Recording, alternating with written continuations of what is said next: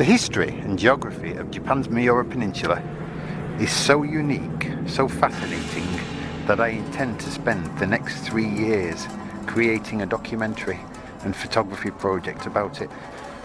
So of course I'll be talking to people who know the peninsula far better than I, and I'll visit the sites that helped secure its lofty position in the history of Japan and indeed the world.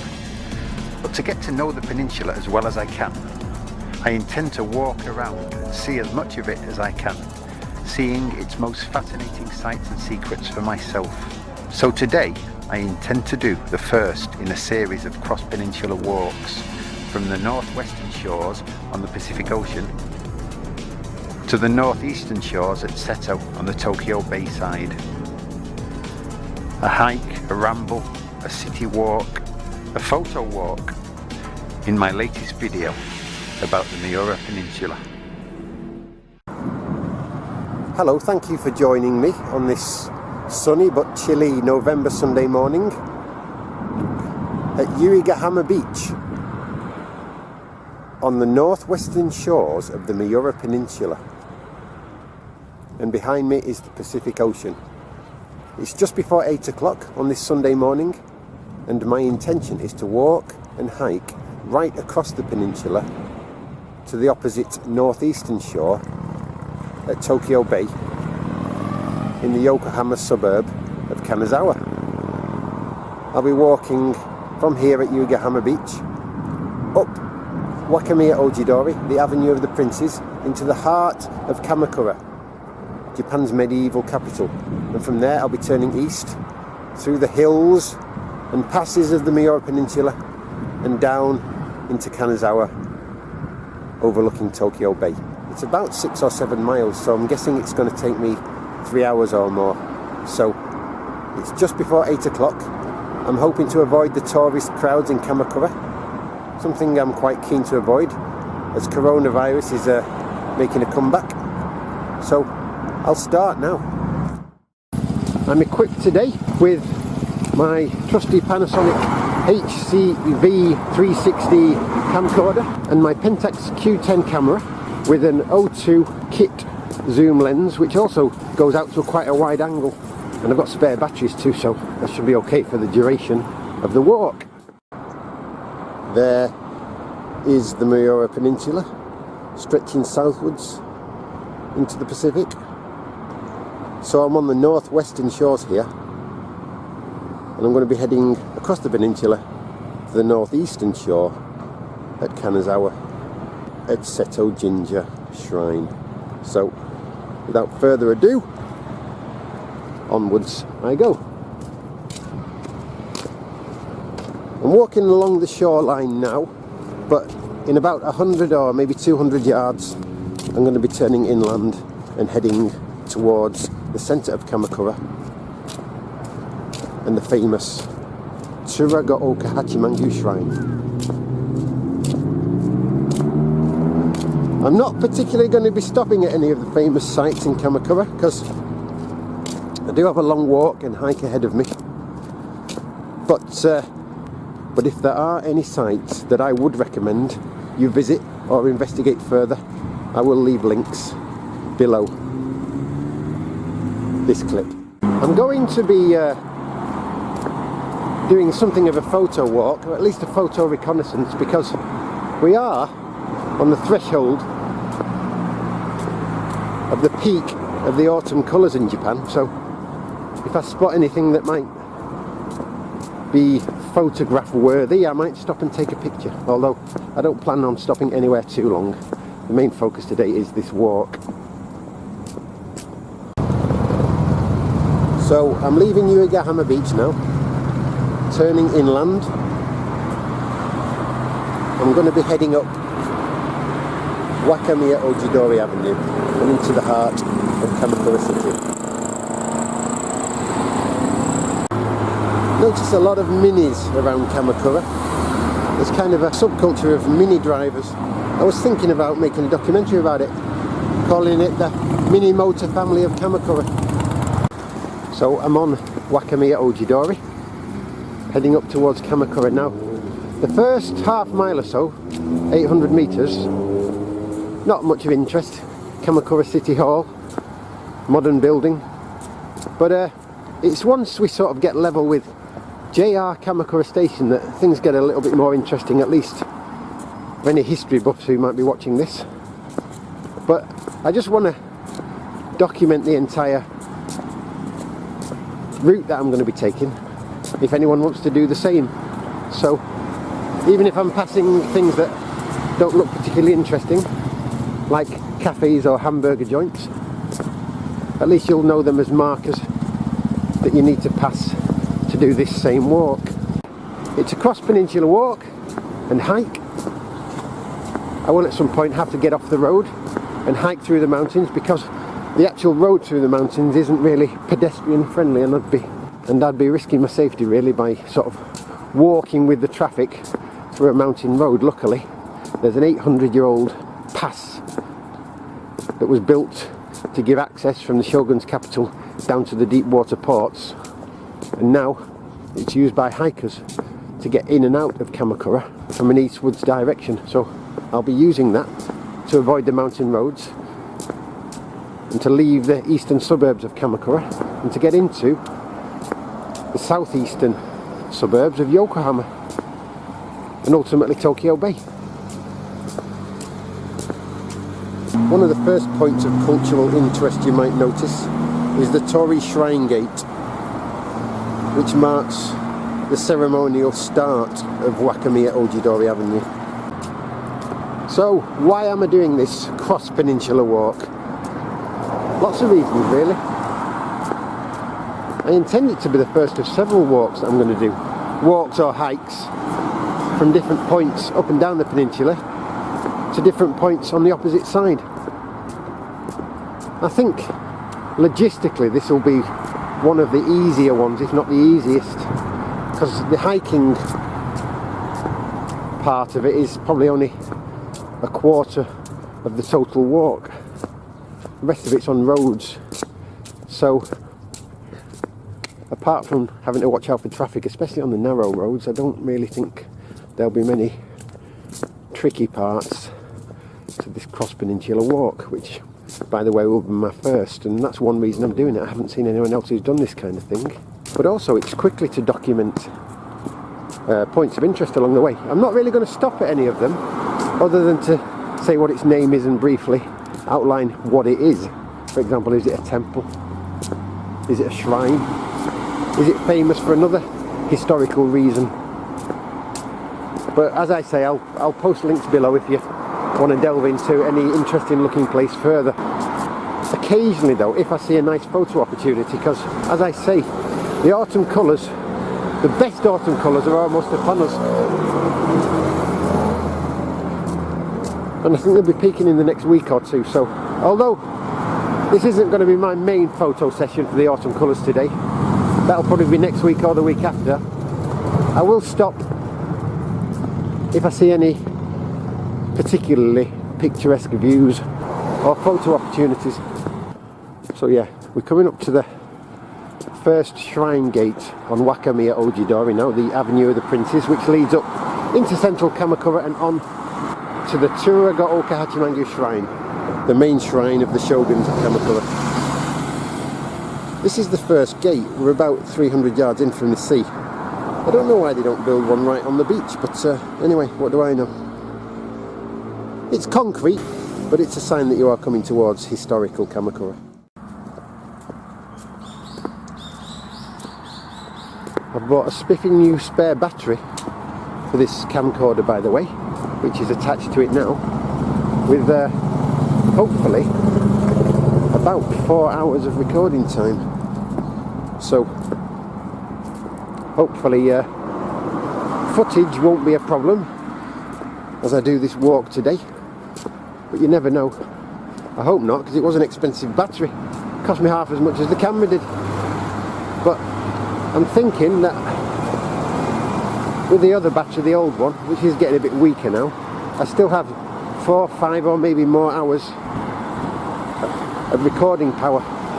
That's if my 32 gig card doesn't fill up, but I could always use the one in my camera as a spare. Kamakura Cop Shop.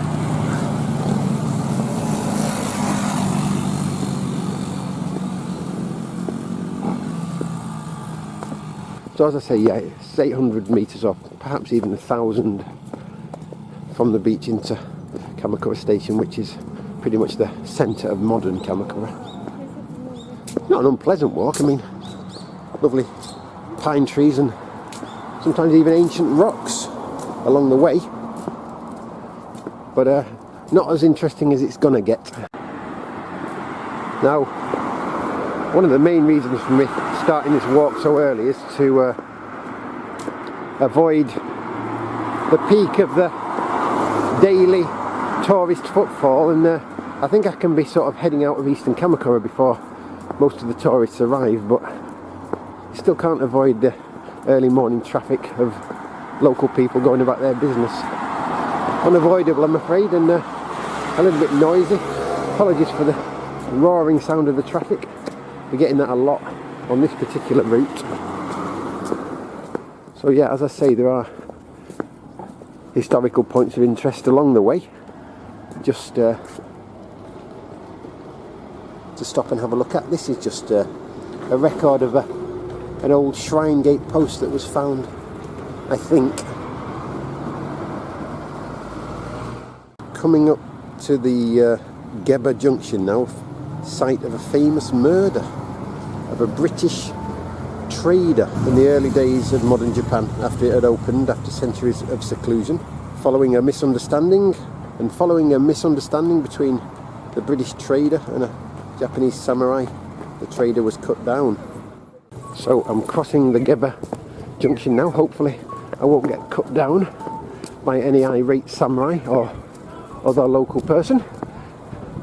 And coming up towards the railway bridge now, which is about 400 metres short of Kamakura Station. Yeah, so we're about halfway between the beach and Kamakura Station now. Lovely autumn flowers. A takeaway sushi joint. They haven't stocked up the shelves yet, but I've been here actually. They make nice stuff. And there's a train passing northwards, pulling into Kamakura Station before it heads on into Yokohama and Tokyo. This line from Tokyo through Yokohama and Kamakura was actually built to carry troops and supplies down to the naval port at Yokosuka, about 7 or 8 miles to the southeast of us. A place that will get plenty of coverage in my upcoming Miura Peninsula documentary series. A fruit and veg shop, and the produce, much of it, comes from the local area, the Miura Peninsula. A very fertile part of Japan, famous for watermelons, daikon radishes and more. Passing under the railway bridge. Won't be long now before we get level with Kamakura Station, 5 minutes maybe. I do like Japanese pines. I think they're very nice trees. Lovely in all seasons, of course.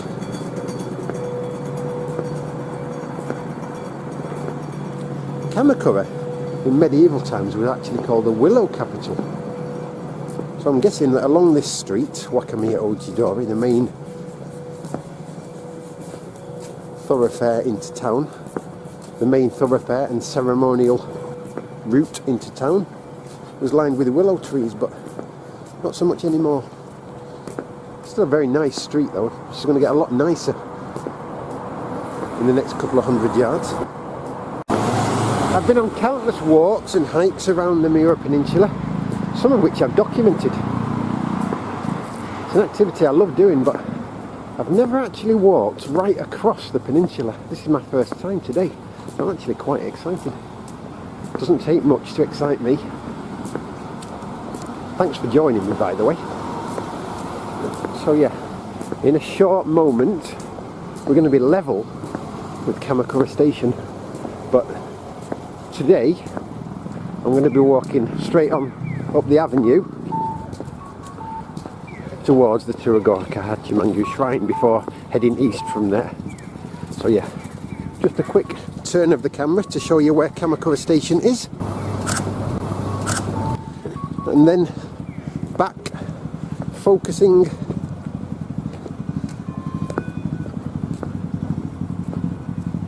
northwards, and I'm going to be heading in a northerly direction for the next 400-600 metres maybe, along Wakamiya Ojidori to the gates of the shrine before I turn right, before I turn east. It's somewhere I often come to buy goodies from foreign countries when I'm feeling a bit, when I feel like something a bit exotic, like mince pies at Christmas, so I'll probably be back here looking for them. So I'm going to leave the sidewalk of Wakamiya Ojidori now to walk along the central ceremonial procession way, which is called Dankazura. It's a sort of raised walkway that leads right up to Turago Hachimangu Shrine.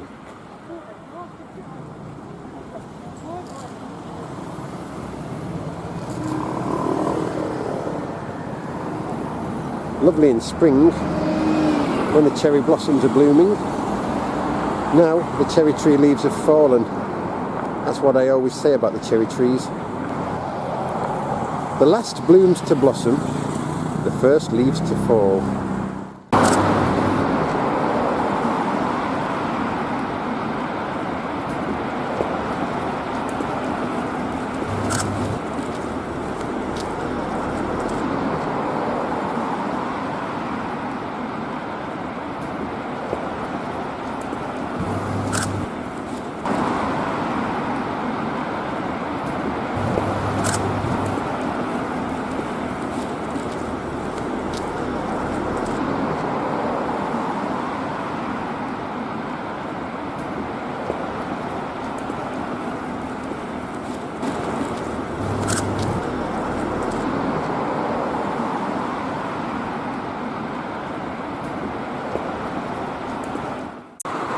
Morning.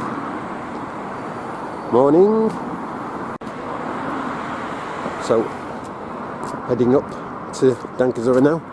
It's a very old walkway that was built to commemorate the birth of the shogun's son at the beginning of the shogunate 800 years ago, but maintaining it is an ongoing process. It was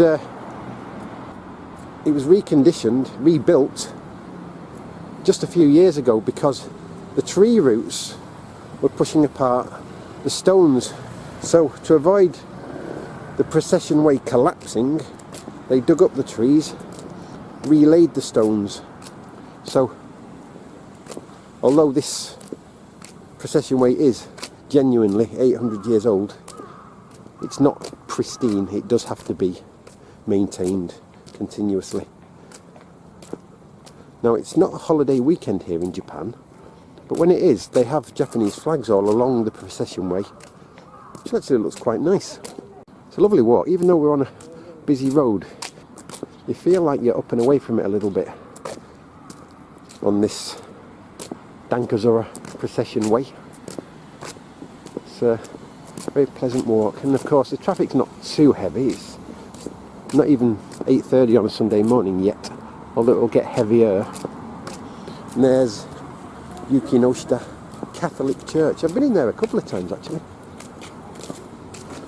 It's nice. And there's an Anglican church just to the left of us, down a side street, St Michael's, where I've been a couple of times. I usually go at Christmas. It kind of offsets the homesickness.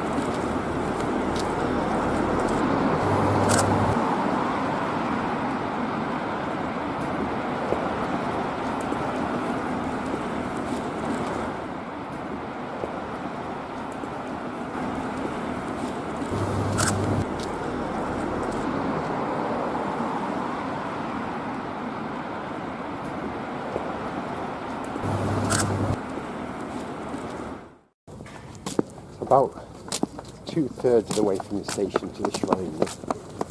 Lots of kids running around today because it's Shichigo-san, the Autumn Children's Festival for kids aged 3, 5 and 7.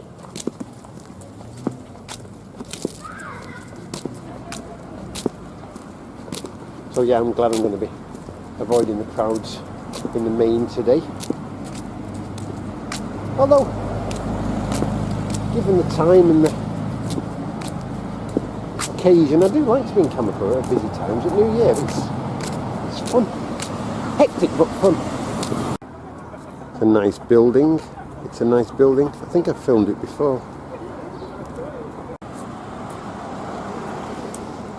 So we're coming up to the shrine gates now. I won't be going into the shrine today, but if you want to learn more about this most historic of Kamakura sites, Tsurugo Okahachimagu Shrine, please look in the links below.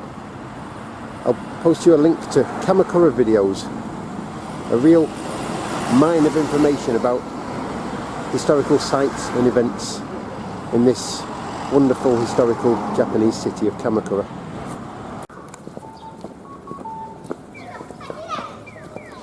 So I'm heading east from the shrine now. I'm not going in today. If you want to do this walk, you can head into the shrine a couple of 100 yards and then leave by its eastern exit, but I'm choosing not to do that today.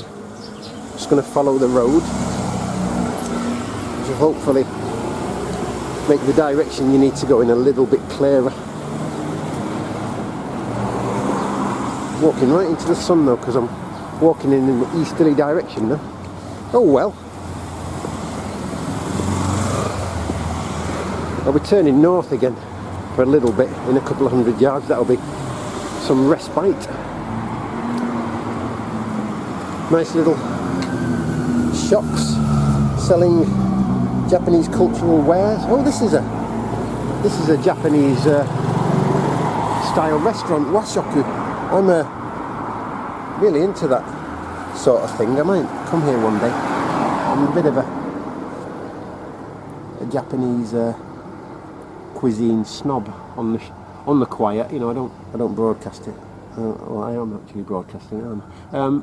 But yeah, things like kaiseki, shoujin yori, traditional sort of decorative Japanese dishes. Really, really like them. Delicate, tasty.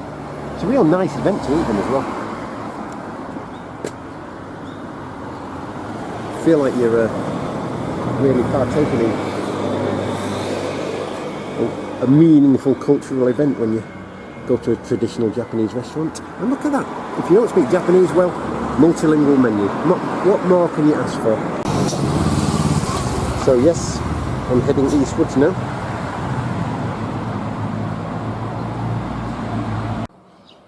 And in front of us is the temple gate to Hokkaido Temple, which is actually the site where the Kamakura shogunate collapsed.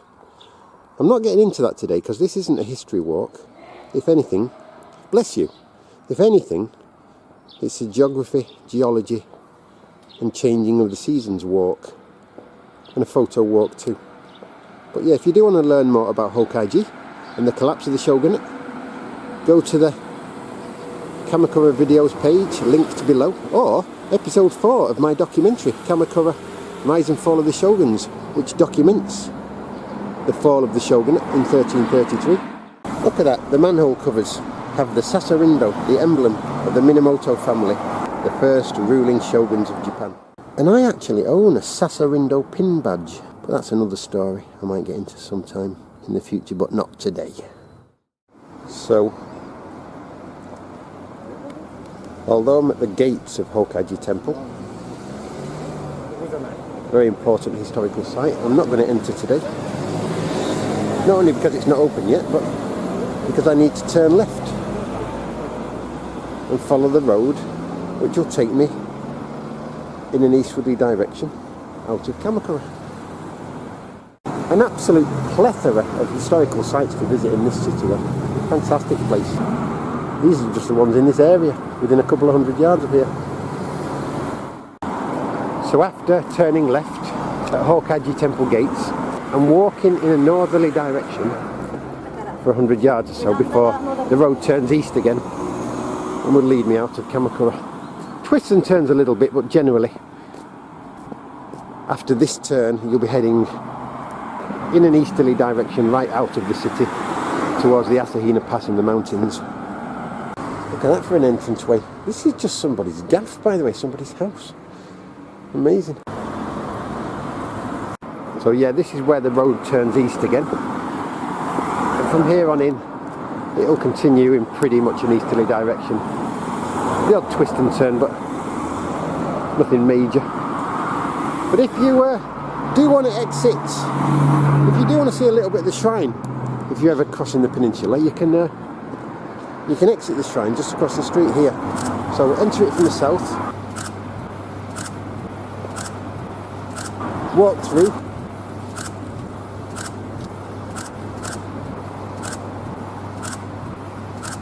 turn right at the pond and come out of the eastern exit.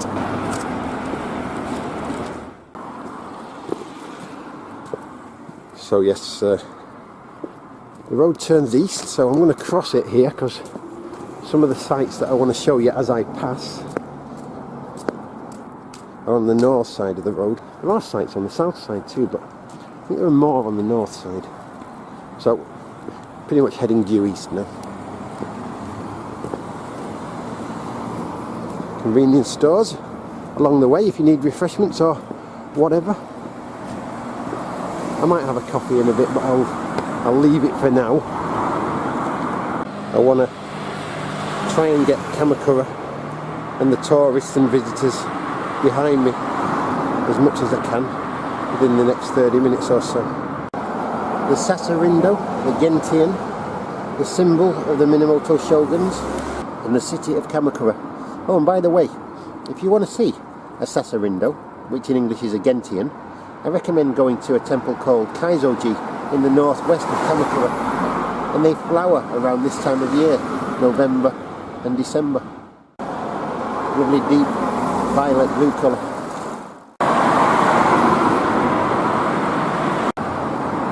The grave of the first ruling shoguns up here.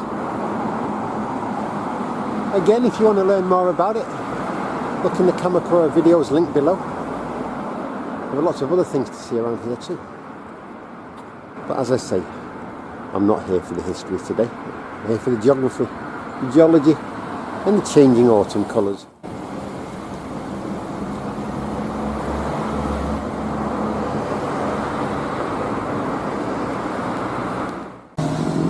Up there is the Kamakura Shrine, built by Emperor Meiji when power was finally wrested from the shoguns and returned to the emperor in 1867. Again, not going there today. We're heading out on the eastern road, the Kanazawa Kaido. Pretty much all the historical places I will give passing reference to today can be found in the Kamakura videos link. It's a really extensive channel if you want to learn about the history of Kamakura and its famous sites. Highly recommended. But not my brief today. I'm the geography man today. A bit like history actually, but not today. I can't walk and chew gum at the same time. No, I can really. I mean, the geography of Kamakura plays a large part in its historical importance because it's a natural fortress surrounded by steep hills on three sides, access to the sea on its south side. In medieval times, the only way into the city over land was through narrow passes that were of course guarded by the shogun's troops. Archers and sentries positioned in the cliffs to take out any unwanted visitors. And why are the hills so steep, you might ask? Well, in regard to the geology of the local area and the peninsula more widely, in Japan in general, I'll cover that as a walk. Sort of describe some of the geological processes that have taken place over time to form the geography of Kamakura and the Miura Peninsula, which have played a huge part in it. Even though it's only 6 or 7 miles wide and maybe 15 miles long, it has played an exceptionally large part in Japanese history. Really punches above its weight, the Miura Peninsula, in terms of Japan's history. Much more so than any piece of land of similar size, I would say. Even Kyoto, even Tokyo. Amazing, really. Very lucky. So, just a quick turn of the camera to show you the shrine gate for Egara Tenjin, one of Kamakura's oldest shrines, and certainly one of its oldest shrine buildings, dedicated to the god of learning. So, often very busy at times when students are taking important tests. But again, apart from this quick sweep in to the shrine steps, I'm going to be turning eastwards again, because I do want to get out of the city before the real crowds arrive. It's not 9 o'clock yet, so I'm doing okay. I think another half hour or so from now I'll be pretty much coming to the eastern outskirts of Kamakura, from where I'll have to cut into the hills and passes to get out, because I'm not taking the mountain roads, walking cheek by jowl with trucks, buses and the like.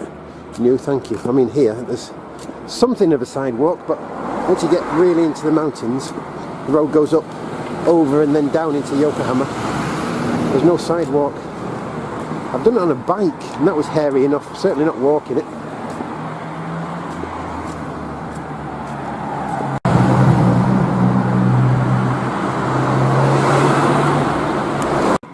See, the traffic's not too terrible at this early stage of my walk, so I'm pretty happy about that. Little stream down there. More historical information about which temples and shrines to visit. The history buffs, this place really fantastic. You can really fill your boots. It's recommended as a day trip from Tokyo or Yokohama, but you could spend days and days and days here. If you're a real history buff, you could spend a week here, no problem, and still leave with plenty of things yet to see.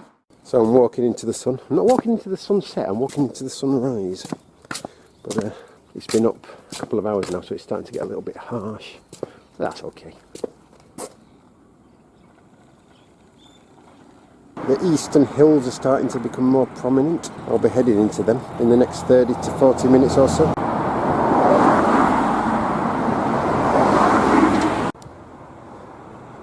Look how steep the hills are.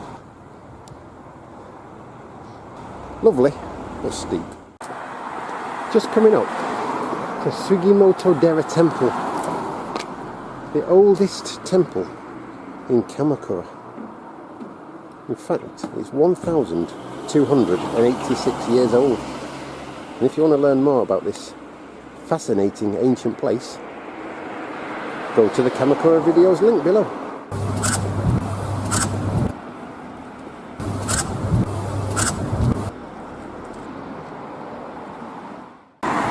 I'm going to cross over in a second, for no other reason really, that I just want to walk by the river, the Namerikawa River, but I'll only do it for a few hundred yards and then I'll cross back over to this side, I think. But between here and Hokkaido Temple, the bamboo temple, I'll walk on the south side by the river. It's a much more pleasant walk really. You might want to try pressing the button, mate. You'd have been here all day.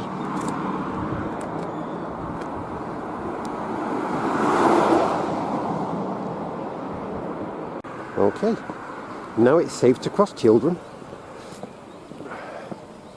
So here is the Namerikawa River.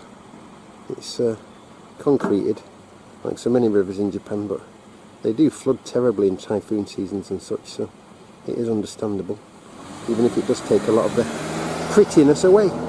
It just suddenly twists and turns, this river, it's hilarious. Finally it empties into the Pacific at Yokohama Beach and separates Yokohama Beach from Sugimoto Beach.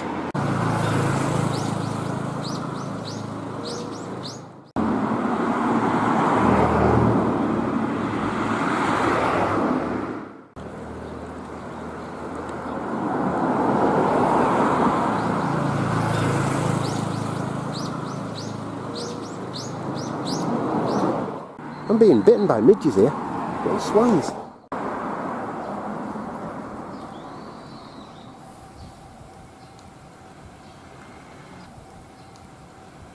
That maple's quite nice. Look at that.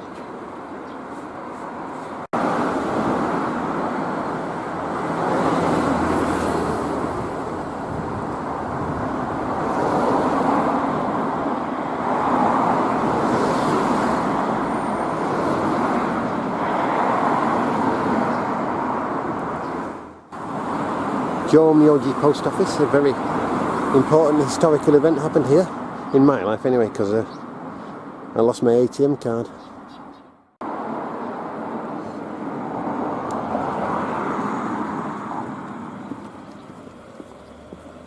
Lots of rocks in this river, carried down from the mountains.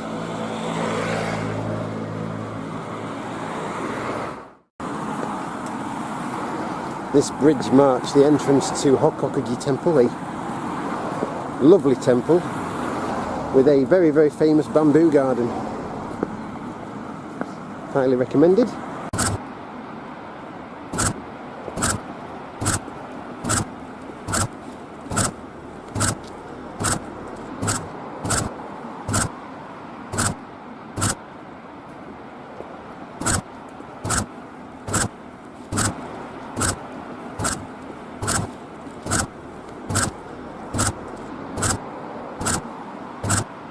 Covered on the Kamakura videos channel, but I'm going to cross the road here back to the northern side and keep heading eastwards.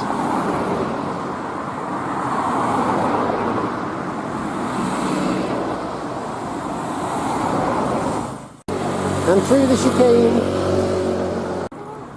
Lots of stonemason shops around here, because there are lots of cemeteries. Kamakura since the earliest times has been the site of many, many cemeteries. Many, many famous people buried in this city and in the surrounding hills. This bus stop is called Jomeoji, named after the Zen temple down this street on the left. Jomeoji, one of Kamakura's 5 most important, and by extension I would argue one of the world's most important, Zen Buddhist temples.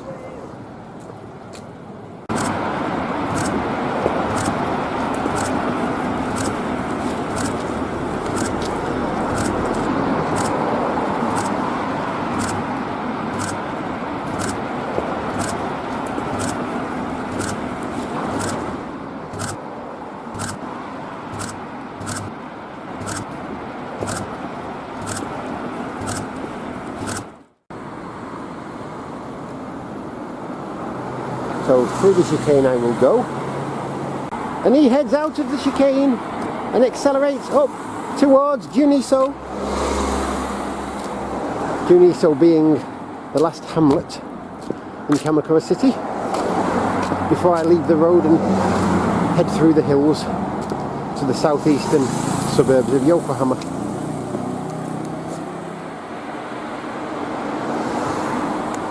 I've been walking for about an hour and 15 minutes now. Not really stopped anyway, not for more than a few seconds, which is good because I don't want to wear myself out trying to do a history tour and a sort of physical demonstration of how to traverse the Miura Peninsula. Are you tired of the sound of my voice yet? I know I am. Have you seen those videos?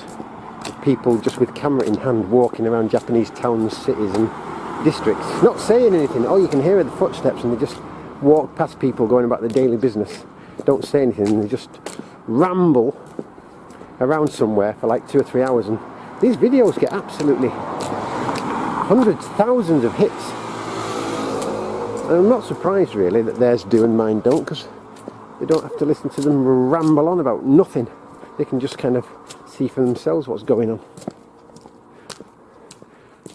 not listen to some bore talking about manhole covers and the like. Oh look, a grid. The Kamakura River has reappeared on the right side of the road, but I won't be crossing over just yet. For a few minutes.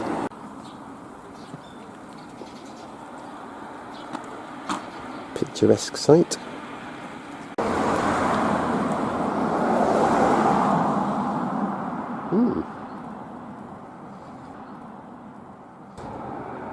Some kind of posh, exclusive eatery, I would suspect, although I'm not sure.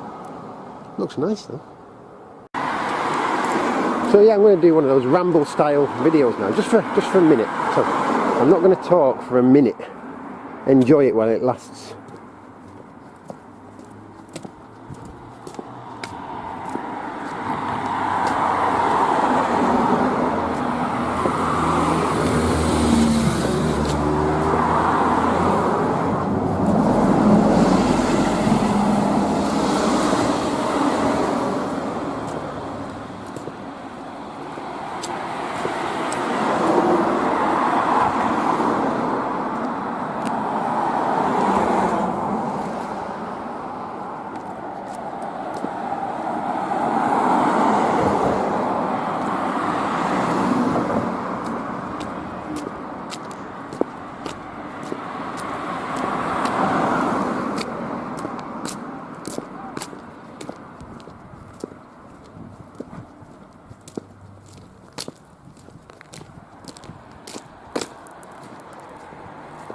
Aha! It's actually getting quite warm. I'm going to take my sweater off in a minute, I think. Sensory Bridge. Not far from the edges of the city now. And it is 9:25. I set myself a target of about 9:30 to get out of Kamakura, so not doing too bad. Might be a few minutes late, but no problems. I certainly want to be on the Asahina Pass before 10 though. This is a point at which the Kamakura River actually passes under the road.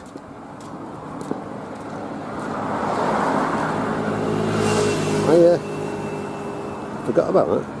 Round another hairpin bend. Just keep following this eastern road, the Kanazawa Kaido, out of Kamakura. Can't go wrong really.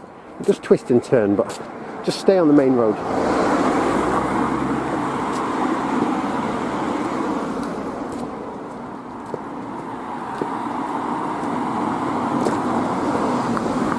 Imagine doing Formula 1 through here. It's crazy, isn't it? Monaco, eat your heart out.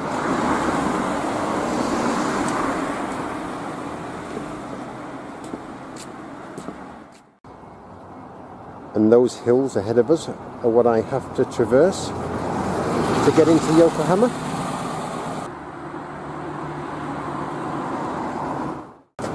Miura Temple. Just 100 metres up the road. Commissioned by the 4th Kamakura shogun. I wouldn't call him the ruling shogun, because by then the shoguns had become nothing more than puppets, controlled by the powerful Hojo warrior family. And I'm talking history. I'll have to have a word with you in a minute off camera, sunshine. This is not a history walk. Anyway, if you want to find out more, go to Kamakura videos.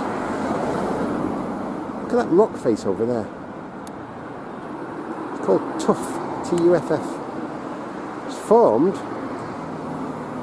when volcanic ash cooled and compressed millions of years ago. And it's what the hills and mountains around Kamakura and the Miura Peninsula are made of. Talking about geography and geology, that's more like it. That's what we're here to do today. There's some tuff there, just in the trees. As rock goes, it's quite soft, so it's easy to carve caves, grottos. Caves, grottos. And caves are grottos. It's easy to carve caves and even graves. So yeah, I've got to get over them hills, and this is pretty much the last convenience store heading eastwards out of Kamakura. So I think I'm going to go there and use the facilities and get a coffee, because it'll be my last chance before I get to Yokohama. I think this is actually going to take longer than 3 hours, maybe even 4, but that's okay. It's Sunday, I have time. Well, if they think they get in my business, they can sod off. Because I'm cutting off my nose to spite my face. Yeah, so I'm going to head back across the road at the Red Bridge, at the Akashi Bridge, which is where the river first passes under the road after it comes down from the hills. Morning, Mr. Kite.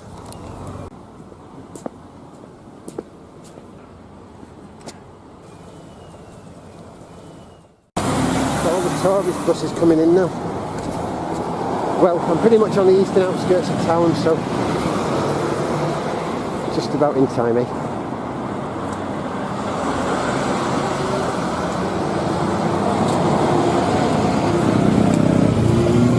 And it's not surprising that Kamakura is so popular. It is a really, really amazing place. It's, in many ways, Asia's best medieval city. Certainly if you want to study a unique feudal history, which is something I can, well, it's something I've covered before in my Kamakura documentary, but I'll be incorporating again in my history of the Miura Peninsula.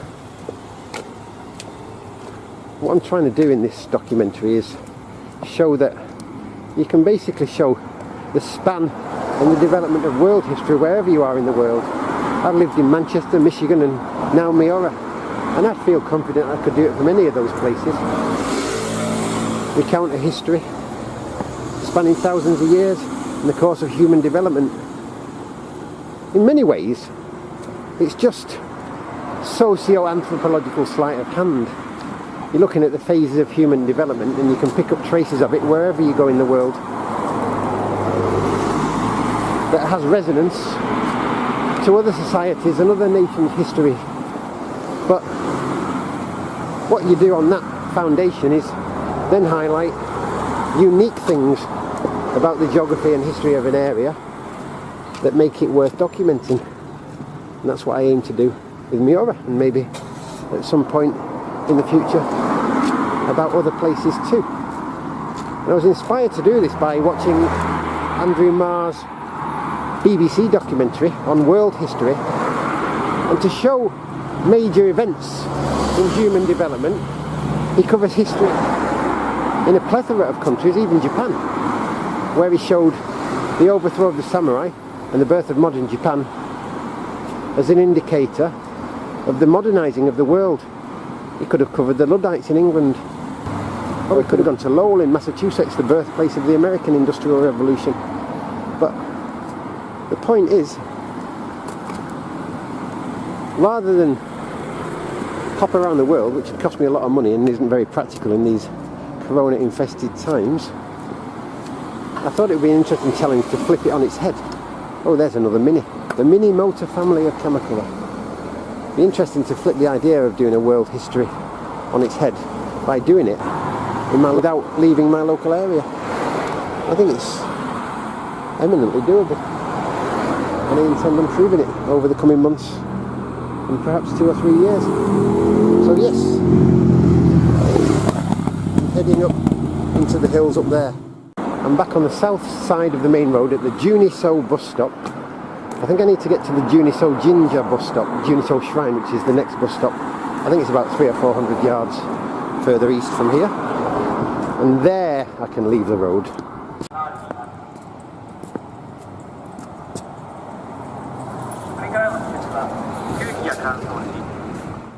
Heading up for another chicane. This really would be a fantastic Formula 1 course. Maybe out through East Kamakura to Asahina, then down to Ofuna, and then back into Kamakura. Or something, like I know anything about Formula 1.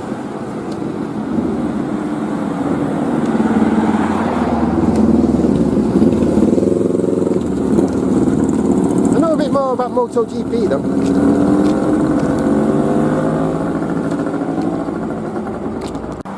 And as he heads out of the chicane and up towards Juniso Jinja, you've already done that. Shut up. Oh, this is a nice riverside walk. A bit quieter. So yeah, I'm on the south side of the Kanazawa Hokkaido road. I don't expect to be on the main road for much longer now. It's just gone 9:45. As I said, I'd like to be at the Asahina Kiridoshi, the Asahina Pass, by then, by 10, or at least off the road.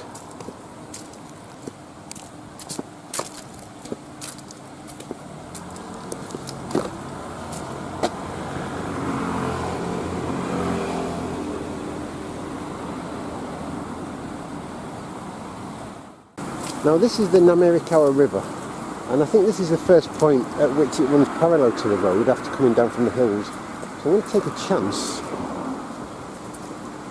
and follow this road here away from the main road. The main road's there to the left, and this road here to the right, I think, will lead me to the Asahina Kiridoshi, the Asahina Pass. In fact, yes it will, because there's a sign there. So there you go. If you want to do this walk, just look for this sign.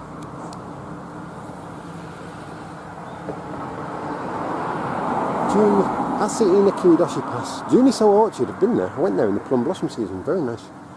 Not today though. So it's 550 metres to Asahina Kiridoshi. Here we go.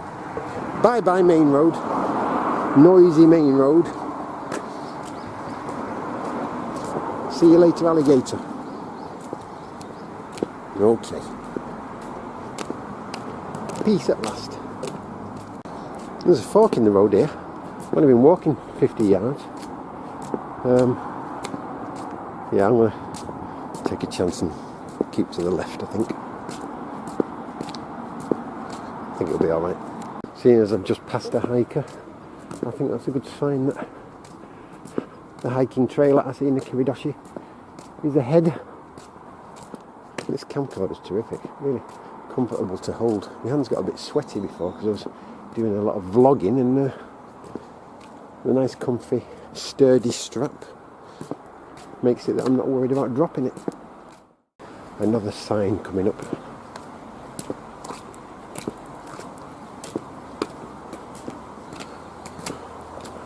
So straight over the bridge here to Asahina.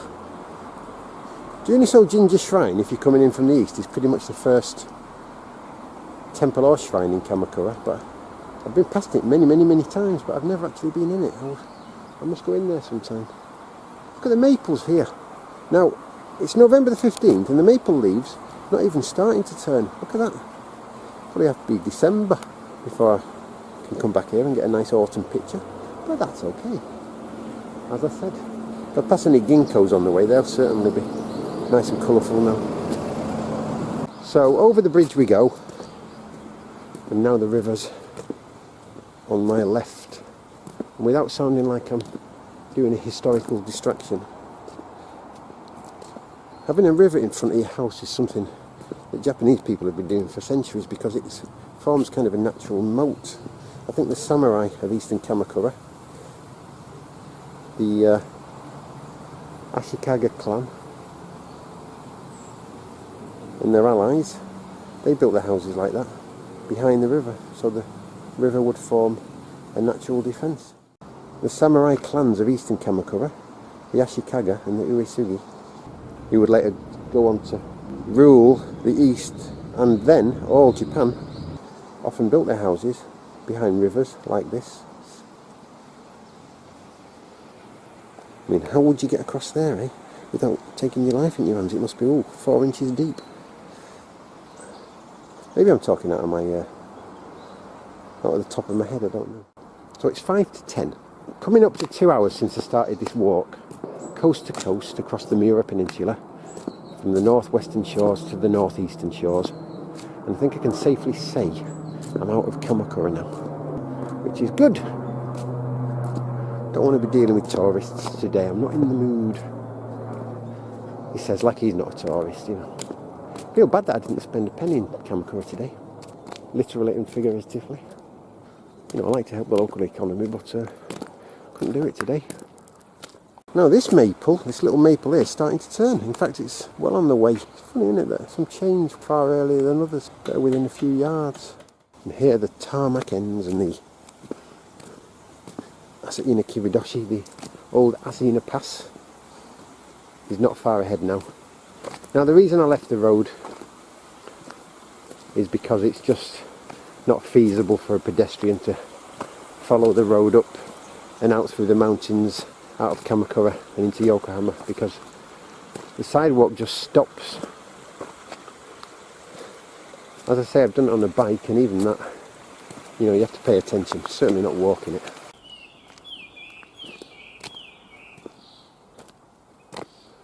No expert, but I think that might be a white eyes call.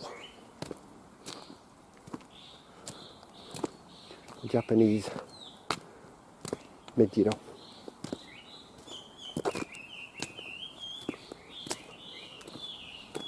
The light in the trees there, really nice.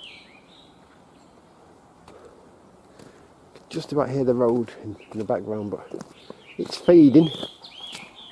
Now I'm about, I think as the crow flies, probably about maybe 30% of the way into my walk. So, I mean, if I carried on at this pace, I wouldn't be home until 2 in the afternoon. But I think I'll actually make it before that, because I think once I get up and out of the pass, that'll take me about 40 minutes, I think.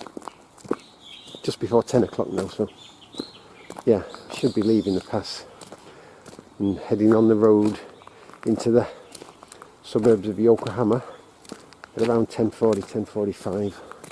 And from there, there's not much to say, see or do, so I'll kind of be more sparing with my clips. Hoping to get to Tokyo Bay at Seto in Kanazawa, Yokohama, by 1 o'clock.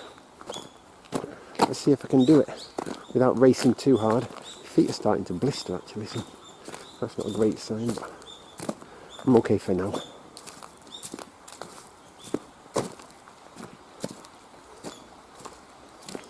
So the river's barely a trickle here, but in a little minute we'll be able to see a waterfall. So I think I can hear it already. I don't mean this one, I mean a much bigger one, but yeah, this one's quite nice too, isn't it?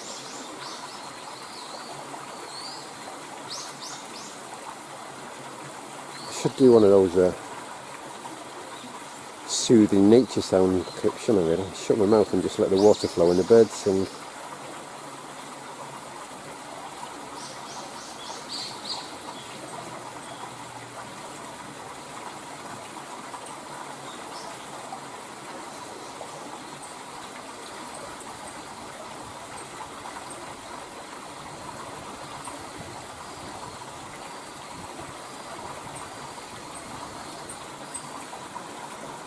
So if this makes you want to go to the bathroom. Nature.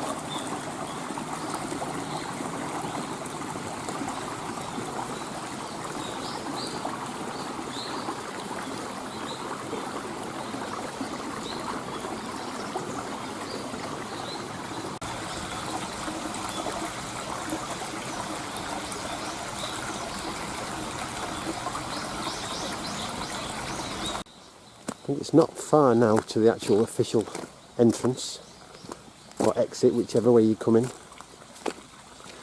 to the Asahina Kiridoshi, the medieval pass built by the shogunate for commercial and strategic reasons. I'll tell you more about that another time, but we'll come up to the sign signifying the start of the pass. It's about 50 metres ahead, and just beyond there we'll see a waterfall. Again, not that one, just a much bigger one. You might be able to see it actually beyond the markers. So here's the sign.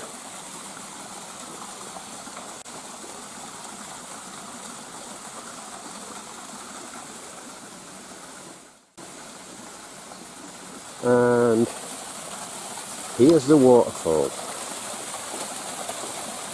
And what I'm going to do is I'm going to put my camcorder down and let you see it for yourself for a minute. So enjoy the sound of not my voice.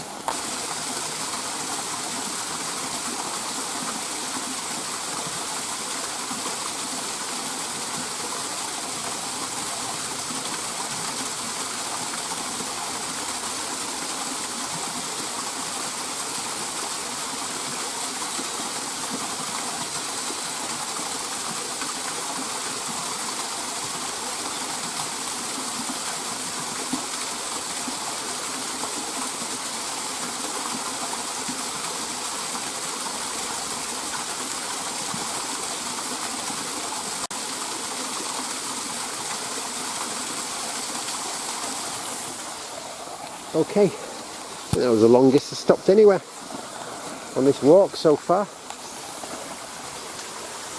I've actually done a soothing video using this waterfall in the past. I think it got about 15 views. Fame at last.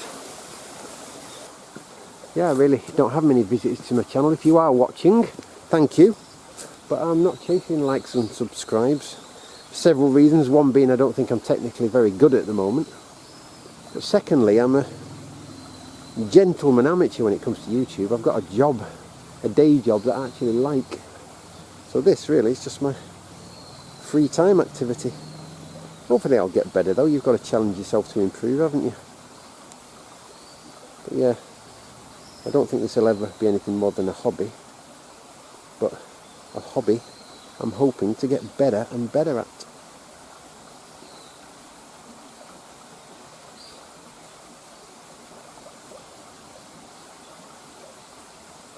Up into the pass I go. So yeah, this is pretty much close to the source of the Miura River as it cascades from the hills above. The pass here that rises out of Kamakura is permanently wet because the sun doesn't shine right in. You can see sunlight on the trees there, but that's about as well lit as this pass will get, I think. And yeah, so the rain doesn't have a chance to dry, plus rivers always run adjacent to the pass and even flood over onto the pass in times of heavy rain. That's okay, it hasn't rained for about a week, so it's not too bad here, even though I am sort of stepping over little rivulets and stuff. I'm wearing a pair of sturdy shoes today, so it should be okay.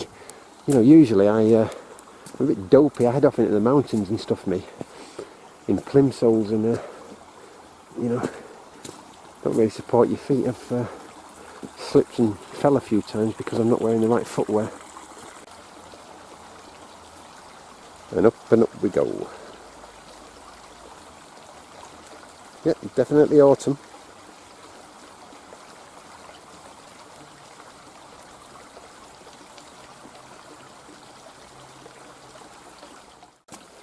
Lovely and cool here.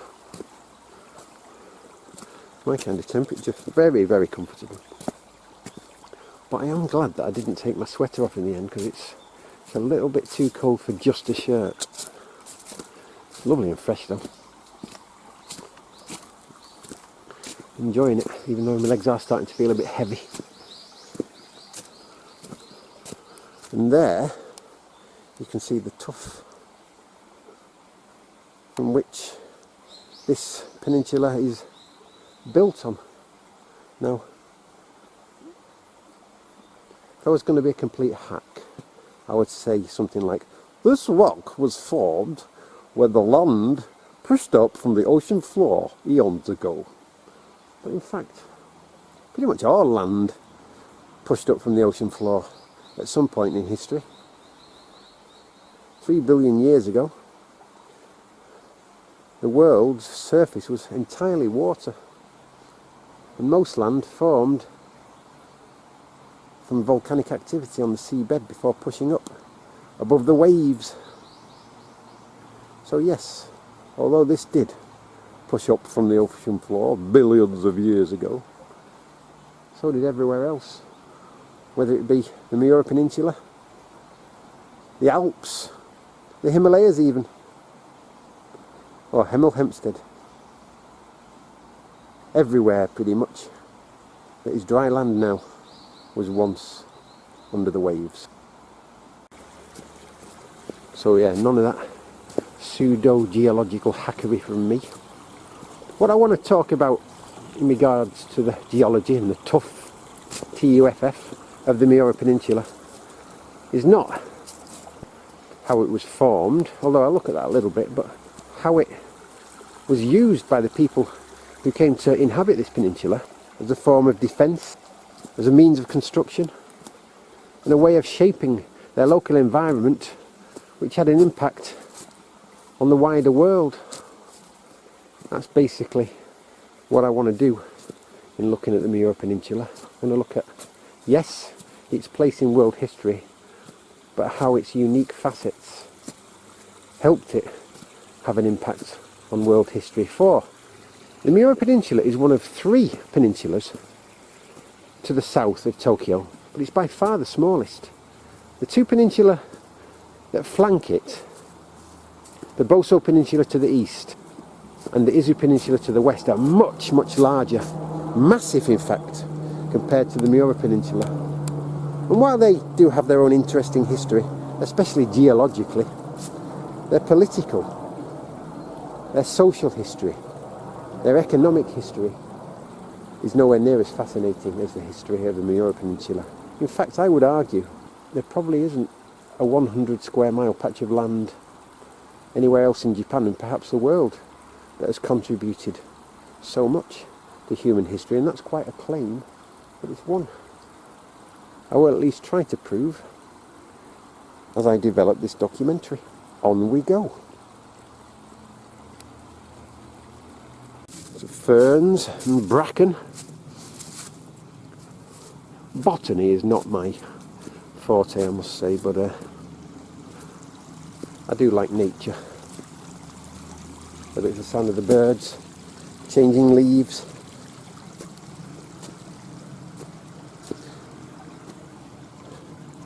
geological footprints.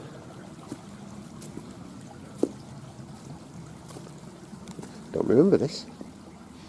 You probably do, you just... Anyway, pay attention to this.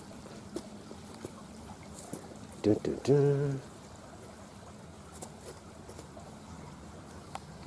Okay. I just feel myself traversing a wide chasm, Indiana Jones style. Okay, not quite, but I'm not very steady on my feet, so a bit clumsy. Add to that I have monocular vision. Gotta watch my step.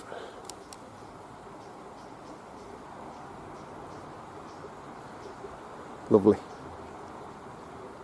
Autumn colours. Oh, there's bamboo up there too.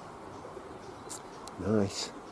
Foundation walls of something. Now, I have to be honest, I've got no idea what they are, but I would guess that they're pre-modern. I'm going to do some research. By the way, before I forget, and I'm going to link this below, the renowned authority on Japan's history, Burit Sabin, who wrote a fantastic book about the history of Yokohama, wrote an article in the Japan Times about the Asahina Pass.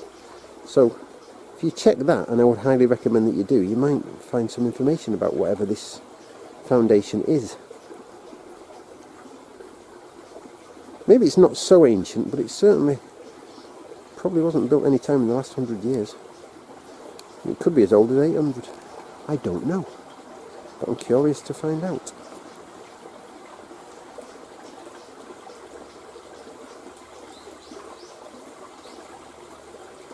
On we go. More rivers to cross. There we go. So I'm sharing the slopes with a river here. So if you don't mind, I'll just focus on getting to the top without slipping. So up there is where I want to be. Looks like there was some sort of narrow pass here. I guess this was maybe some sort of checkpoint back in the days of the shoguns. I'm not sure, but looks like it could be. Okay, I'm holding the camera at the hip now, so do that for the next minute or two so you can see what the terrain's like. It's not too challenging, but it's good to pay attention just in case you slip over a rock or something, or slip on a wet surface.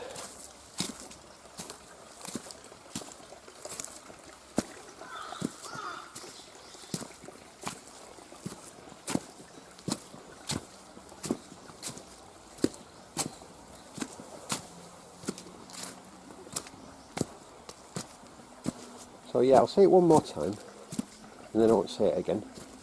The Asahina Kiridoshi, Jomyoji Temple, Sugimoto Dera Temple, Tsurugoku Hachimangu Shrine, and any other places of historical interest that I might have mentioned on this video are all available on the Kamakura videos channel, the Kamakura History and Culture channel, which I highly recommend. The guy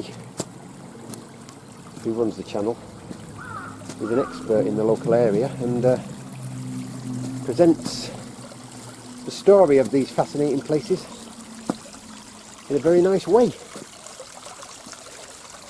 Okay, steps up time. Excuse me.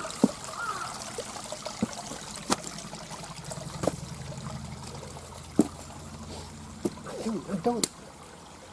If I've ever come, well done. If I've ever come this way before, it's probably only once. The vast majority of times I come through this pass, I come from the Yokohama side to Kamakura. But I must say, as sort of much as I have to pay attention, it's a little bit easier to go up this part of the pass than it is to come down it, in my opinion.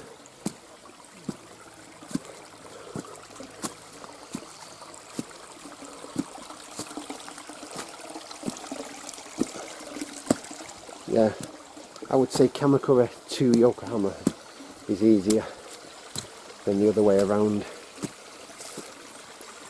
But that's just one guy's opinion.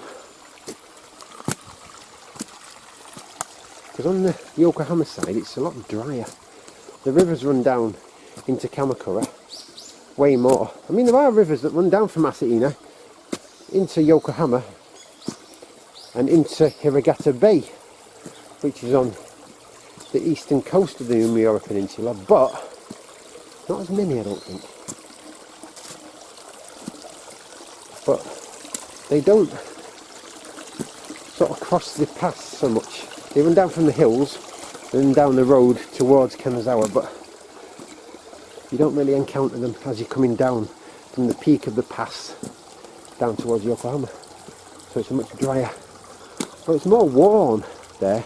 I've had to put sandbags there to sort of fill in the places where the pass has been worn away. I've taken a photo of this fellow before. I won't do it again, but yeah, nice photo opportunity if you're interested in that kind of thing.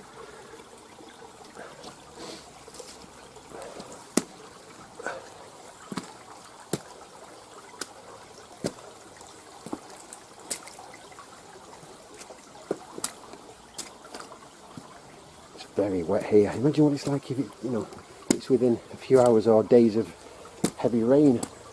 Because it hasn't rained for about a week. It's still absolutely saturated here. The sun just can't shine in. It's too narrow. The pass is too narrow. As I say, purposely built so. Not so much for commercial purposes as military ones to stop unwanted visitors getting into Kamakura. And it worked a treat for a century and a half. Until invaders thought, well, we can't get in through the passes, let's go in along the shoreline. And they got in that way. I've got a runner coming down now, so I'm going to get out of his way.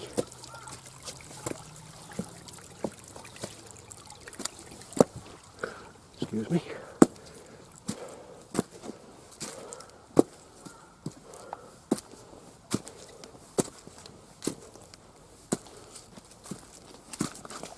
You are.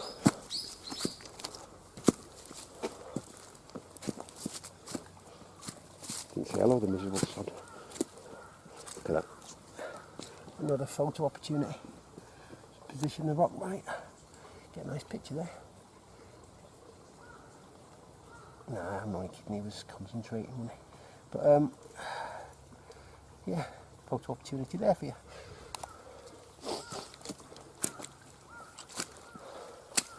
On I go. Wow, I can't believe how muddy it is. Considering it hasn't rained for about a week, the shoes are a bit muddy, but they're waterproof. They're water resistant. No biggie. Look at that, where the water just runs along the path.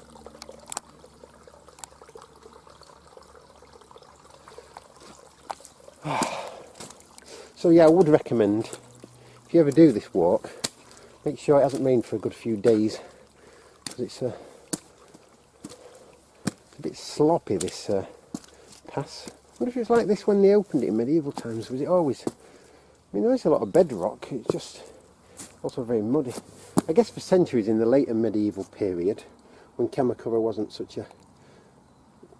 of such political importance, it probably wasn't used as much, so it went to pot. I think it was early in modern times they started to renovate it again and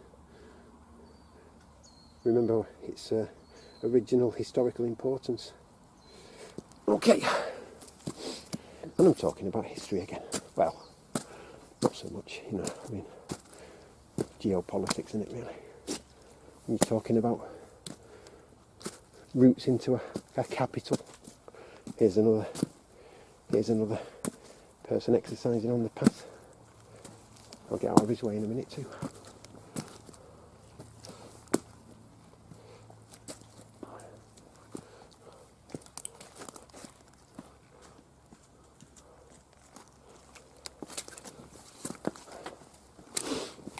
You see, even people who look like they're sort of, you know, keen, sort of keep fit fanatics, they do have to sort of watch where they're stepping as they go down. They can't really sort of say good morning. They might go head over heel, you know. And yeah, doing the same now, in every step. That's okay. It's part of meditation, isn't it? I love holding a camcorder as I'm walking because it gives me an excuse to talk to myself without sounding like I'm a nutcase. Anyway, I'm not saying people who talk to themselves as nutcases.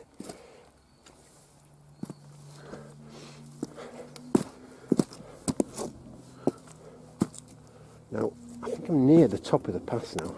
Don't know how near, but certainly expect to get there within the next 5 minutes. And after that, the path gets much, much drier. In fact, it's already drier. I think we're above the water line, as it were. I don't know what the name for that would be, but yeah. I think there's been some evidence of carving in this rock, so maybe they use this as grottos and stuff. Now, if I'm not mistaken, these holes in the rock supported some kind of canopy for a tea room, according to the history article by Burit Sabin in the Japan Times. Look for it yourself if you're interested. As I say, I'll put a link below. But yeah, we're pretty close to the crest of the pass now. Much, much drier. And it gets a little bit of sunlight, so that helps dry it out. Still little historical markers there though.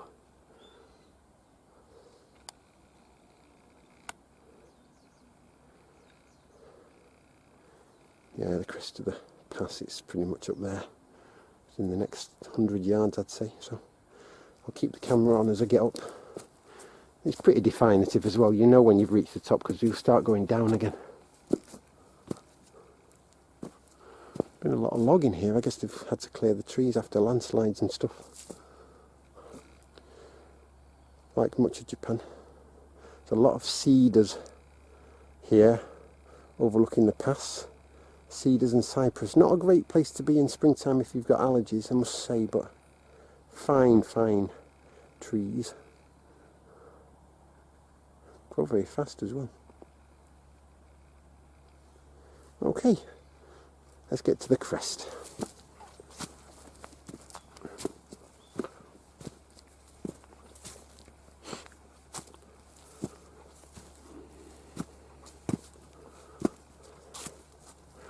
Yeah, as I thought, we're pretty much at the top now. And I think, now, this carving, this Buddhist carving here, I've used it in my videos before, but something I was a bit too careless to realise. I think it's actually a kind of marker for the top of the pass. Some sort of landslide, perhaps. Should be okay today, as I say, the weather's fine. It hasn't rained for a week or so, but I'm going to pay attention. Right, absolutely, definitely heading down into Yokohama now. Up there is Kumano Shrine, Kumano Jinja, mentioned by Burit Sabin in his article. I'm not going to go up today, but I do want to go there at some point in the future. It's a very secluded, almost forgotten shrine apparently. I'm going to head down here though, towards Yokohama.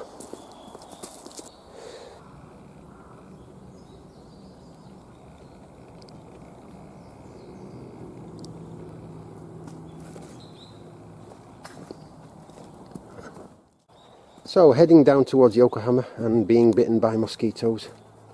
I'm on a much drier path, sandbags to assist further.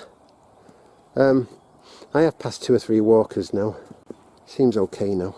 I think there was a landslide up there a while back, so that's why they've put the signs up, but it's okay, I think. It's November 2020, so if you do come to the pass anytime soon, do watch out for the signs at the top of the pass that say there's been some sort of landslide. And if you think it looks a bit too dodgy, a bit too dangerous, don't do it. But yeah, I didn't really have any main problems. It's just that I noticed some subsidence to the northwest side of the pass, coming down from the hills.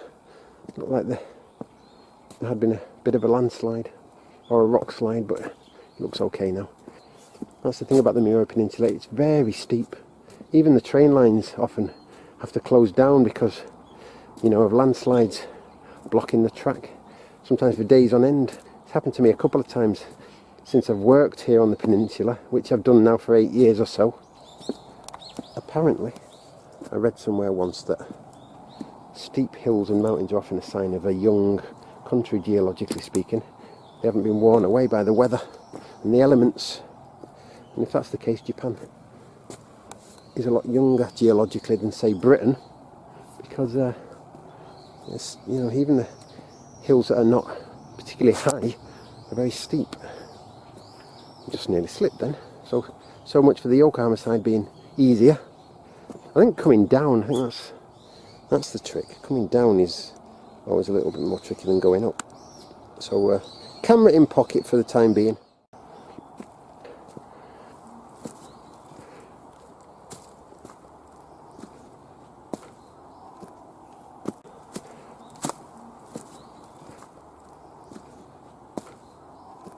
Path's getting a little bit flatter and drier now, so I thought, well, I can get my camcorder out again and head down towards the bottom of the pass on the Yokohama side. Again, we're coming up to a really narrow pass here, carved out of the rocks, again probably for strategic purposes, so that people who were not welcome in Kamakura couldn't get in.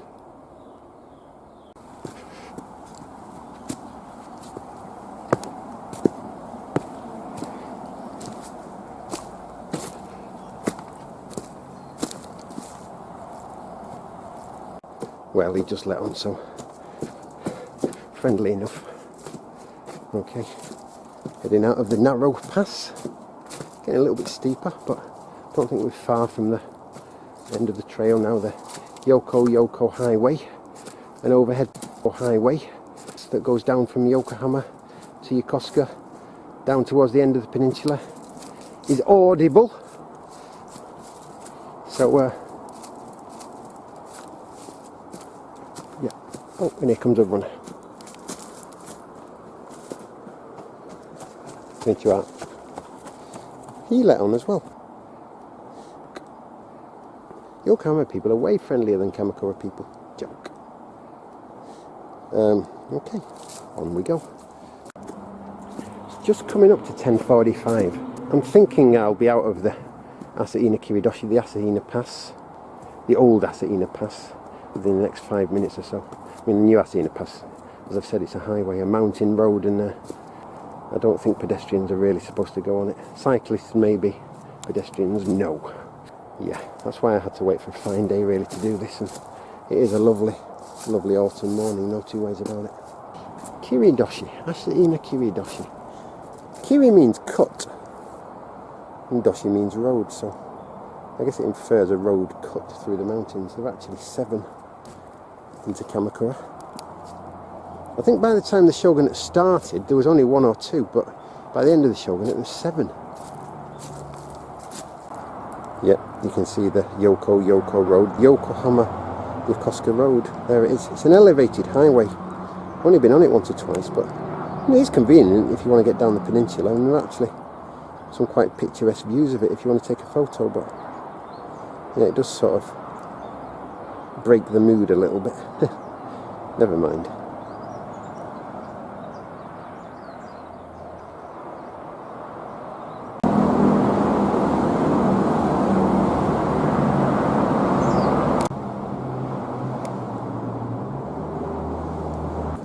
Passing under the Yokohama-Yokosuka road now.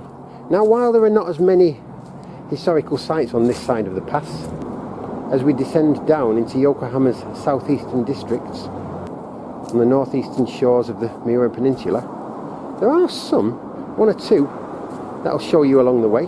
And as we get towards Seto, which is an ancient district, probably older than Kamakura, settled since the Heian period of Japan, over 1,000 years ago.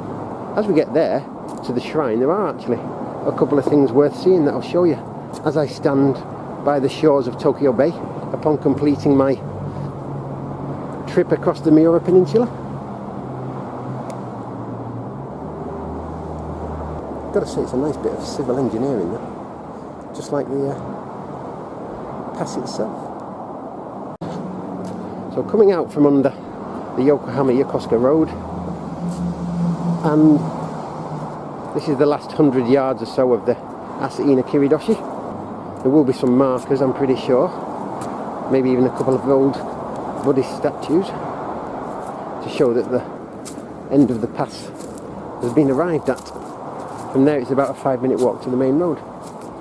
You can take a bus from there if you want to go to Kanazawa or Kamakura. Just get to the main road, about a 5-minute walk from here, and you'll find a bus stop easy enough. West to Ofuna, southwest to Kamakura, and east to Kanazawa. Yes, and here we are. Here are the markers that signify the start or end, depending on which way you're coming from, of the Asahina Pass, of the Asahina Kiridoshi. And the actual marker stone itself is just there. This is the marker for the Yokohama side of the pass, and let's look at my watch. It's exactly 10 to 11, so yeah, it took me about 50 minutes. I did have to stop a little bit, and there's a couple of factories here and stuff, so you'll know you're in the right place if you see them. What you do now is you just walk down the hill till you get to the main road. Off to the right is Kanazawa, the southern districts of Yokohama, and off to the left is Kamakura and Ofuna. Be careful to take the road off to the left if you want to go back to Kamakura, and take the road straight on if you want to go to Ofuna. I mean, Ofuna is Kamakura, it's just a different part of the city on the northern outskirts. So this actual district is called Asahina. I'm guessing in medieval times it was called Asahina, but now it's Asahina.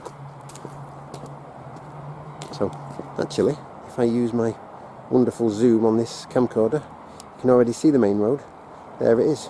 Once you get there, as I say, right for Kanazawa, which is where I'm going, left and left again for Kamakura, or left and straight on for Ofuna. Japanese wagtail. One of the most common of Japanese birds, but lovely nevertheless. Wow. Tough hike. Tough. You get it? Tough. So, coming up to the main road, back to civilization, for want of a better word. The noise, the bustle.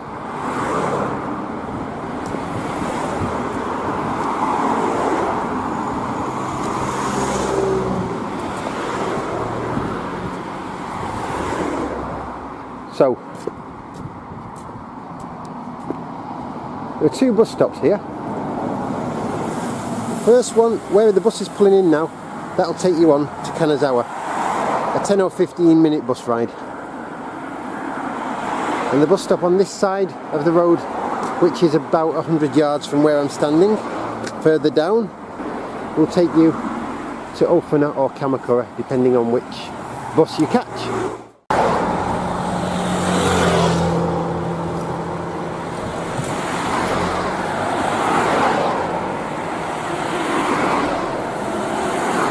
the road sign there says this is the way for Isogo, which is a south central district of Yokohama. Yokosuka, which is off to the right, down in the south on the Miura Peninsula, and Matsuura, 2 kilometers ahead, which is in Kanazawa ward, and Kanazawa, where I'm heading, is just a little bit further on. Not much of a pavement here, but it's okay. Paying attention. And up to the right and down to the right, in about 50 yards, there's a 7-Eleven convenience store where I shall be entering and see if they've got a public facility. And if they have, I'll reward them by buying a coffee and a Danish, I think.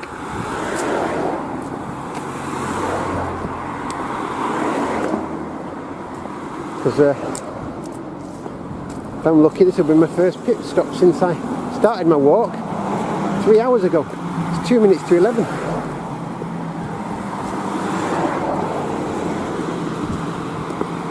11's his time. Totomoimasu.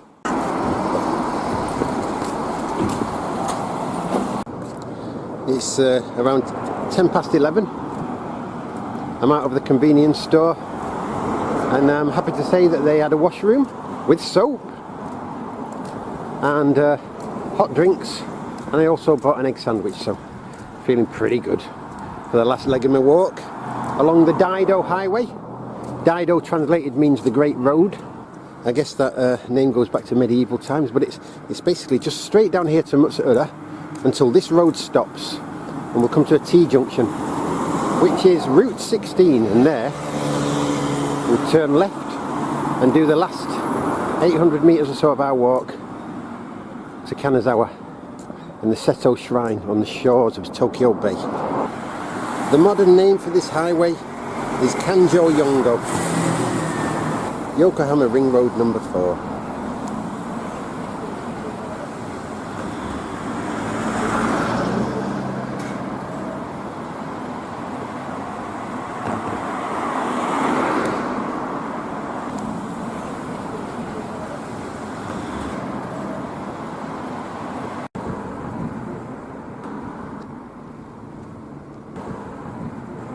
Perhaps not as many sights to show you here on the Yokohama side, but still one or two. I'm in the Yokohama district of Daido, and here the next district is Matsuura, almost home. So yeah, just keep following this route, Kanjo Yongo, Ring Road number 4, straight run into Matsuura in Kanazawa ward. It's quite a walk, mile and a bit or so, but not too strenuous or dangerous. There's plenty of space. There's plenty of space for pedestrians to walk.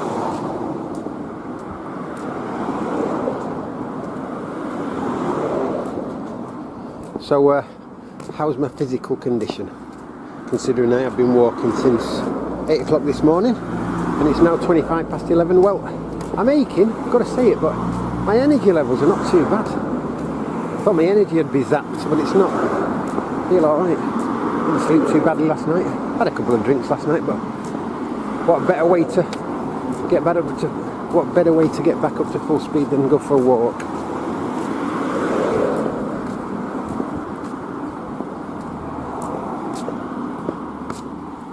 So I'm guessing I'm going to be walking along this road here for, perhaps another 30 minutes, hopefully less.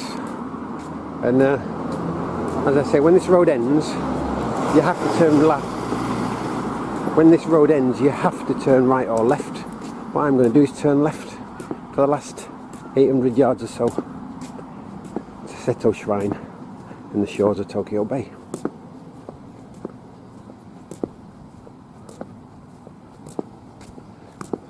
Can't go wrong on this road though.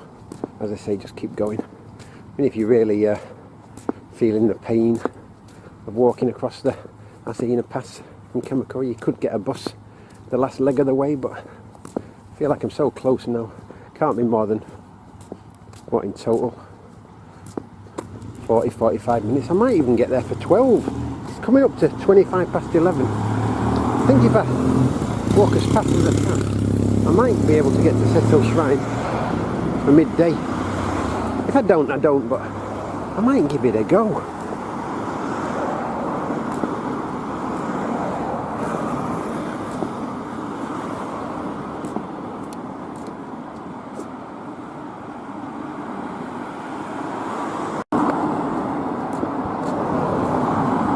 Just passing a nice temple.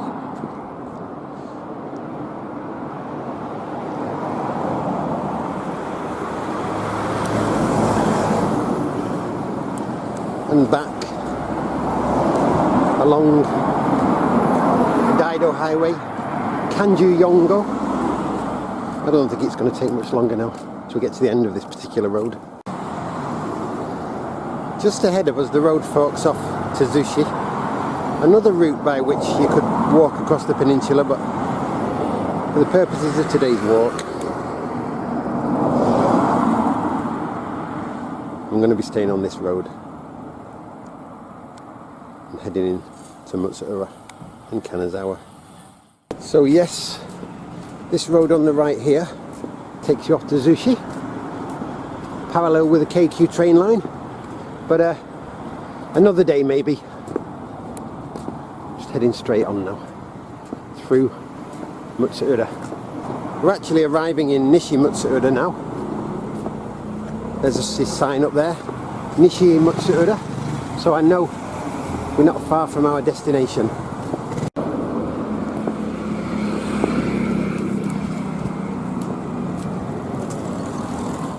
One of the last sites before we get to Seto is some Yagura, some caves in the cliff, netted off at the moment to avoid people getting injured by landslides, which is a real danger around here.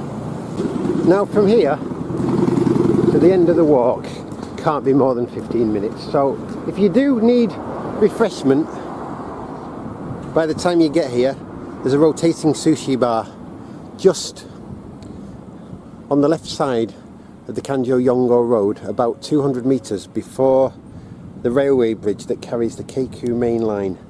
And when you pass under that bridge,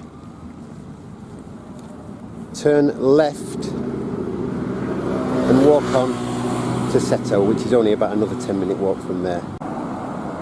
So once again, turn left under this bridge.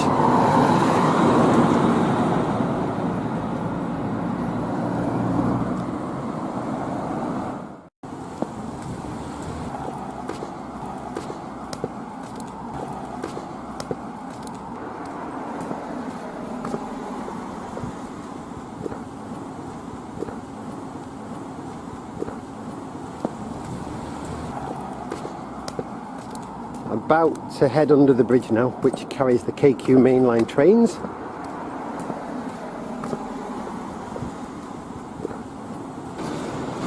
The road ahead of us is Route 16, which goes down from Yokohama along the eastern shores of the Miura Peninsula through Yokosuka, and here we turn left and walk on to Seto, which is possibly a 10-minute walk from here, certainly no more.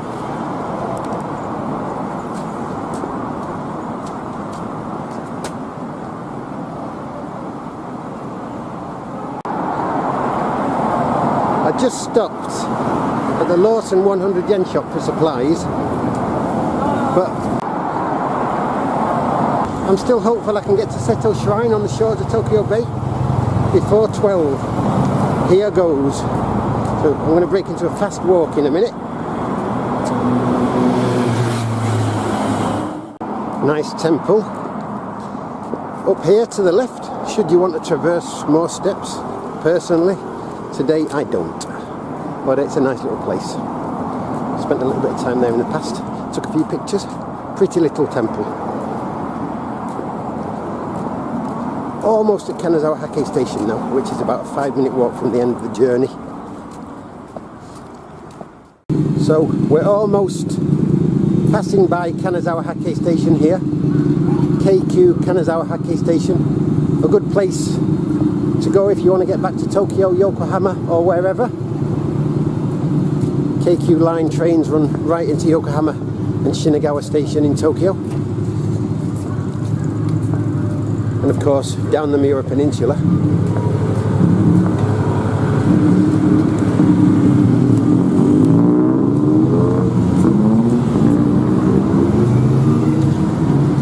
So yeah, just off to the left there, that's KQ Kanazawa Station. But I'm going to cross at the lights here, if I'm afforded the time. Should be okay.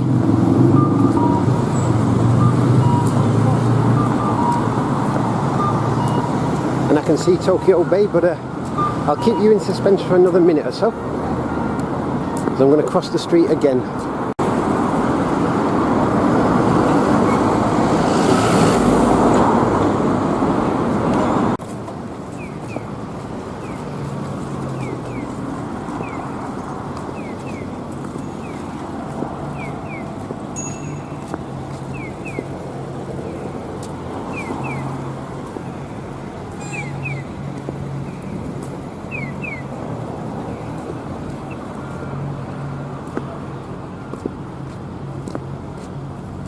So here we are, walking up to the shores of Hiragata Bay on the northeastern coast of the Miura Peninsula. And over ahead of us you can see Biwajima, an island shrine to the goddess Benzaiten.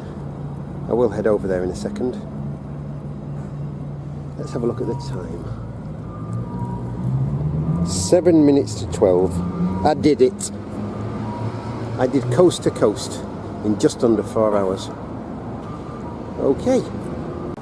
There's an info board here for the Kanazawa Seaside Walk. I think it's new. I don't know if the walk's new, but the notice board definitely is, and some of the famous sites of Kanazawa there too. Well, there's a train. Zoom into that just for reasons of picturesqueness.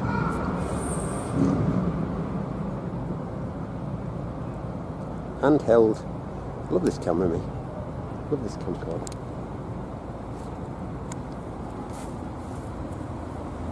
And there's information about Biwajima, the island shrine to the goddess Benzaiten, where I'm going to go right now.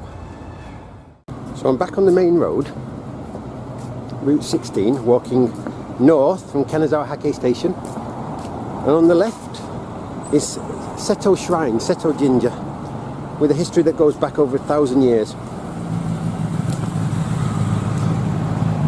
Worth a visit in itself, but it marks the end of my walk. For across this busy road that splits the shrine in two is Biwajima Island. There is the rock on which the Shogun Yoritomo reputedly hung his clothes before he took a swim in the bay.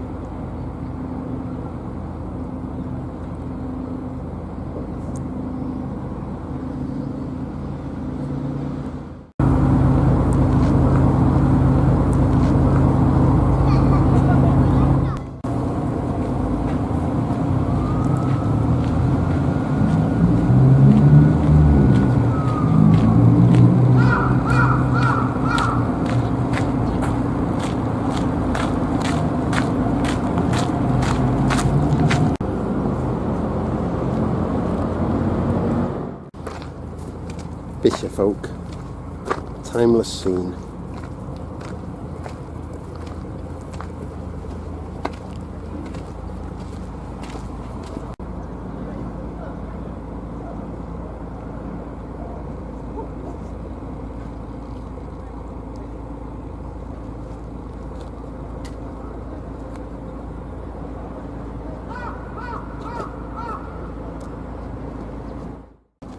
And from the shores of Hiragata Bay on the northeastern coast of the Miura Peninsula, I thank you for joining me on my first cross-peninsula walk, the first of several, I hope.